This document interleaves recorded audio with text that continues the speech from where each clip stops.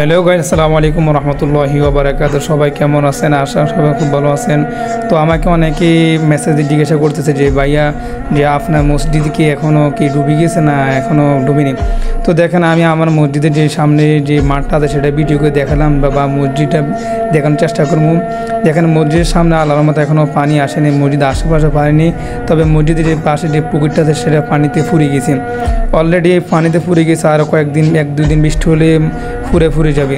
তো আমি মসজিদের ভিতরটা দেখাচ্ছি যে মসজিদের ভিতরে কী অবস্থা, কীরকম দেখেন আপনাদের আমাকে দেখাচ্ছি। আলহামদুলিল্লাহ এখনও মসজিদের আশেপাশে আমাদের মসজিদের আশেপাশে এখনও পানি আসেনি। মসজিদ আলহামদুলিল্লাহ খুব সুন্দর অবস্থা আছে।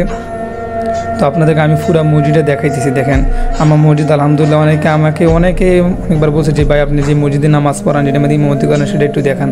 তা আমি আসলে ব্যস্ততার কারণে আপনাদেরকে দেখাতে পারতেছি না। আজকে একটু সুযোগ হলো তার দেখাইতেছি। দেখেন, এটা আমার মসজিদ, এটা মধ্যে আমি নামাজ পড়াই, এটাই দেখেন।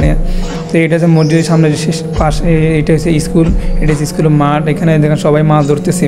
বন্যার কারণে আলহামদুলিল্লাহ আমার এখানে এখনও পানি আসেনি, তবে এই যে খালটা আছে সেটা পানিতে ফুরে গেছে, সবাই মাছ ধরতেছে, অনেক মাছ। আপনার কি বলবো, এমন মানুষ আছে যে ঘন্টার মধ্যে 1 মন দিয়ে এমন মাছ ধরতেছে, অনেক মাছ। এই যে দেখেন যারা বসি বাড়িয়ে মাছ ধরতেছে চিরিয়ালে, বসি দিয়ে অনেক বড় বড় মাছ ধরা পড়ে। তারপর অনেকে জাল মারে, অনেকে বসি বাড়ি মাছ ধরতে। ওই যে দেখতেছেন যে মেয়েটার সামনে যে এই যে দেখেন একজনের যে আপনার বসি দিয়ে দেখেন কত বড় একটা মাছ পাইছে। দেখেন শুধু এরকম আরও বড় বড় অনেক বসি দিয়ে মাছ পাইতেছে। এই যে ফুলটিনটা দেখতেছেন, এটা আমাদের সম্পূর্ণ বসি দিয়ে মাছ ধরছে। অনেকগুলো মাছ, ওরা 5 কেজি হবে।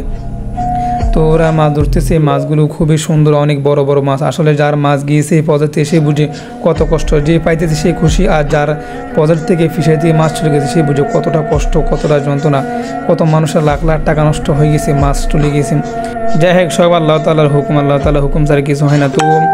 তো আপনাদেরকে আমি আমার মসজিদের ভিডিওটা দেখালাম। আমার বাড়ি ভিডিও দেখাতে পারবো না, কারণ আমি এখন আর বাড়িতে নেই।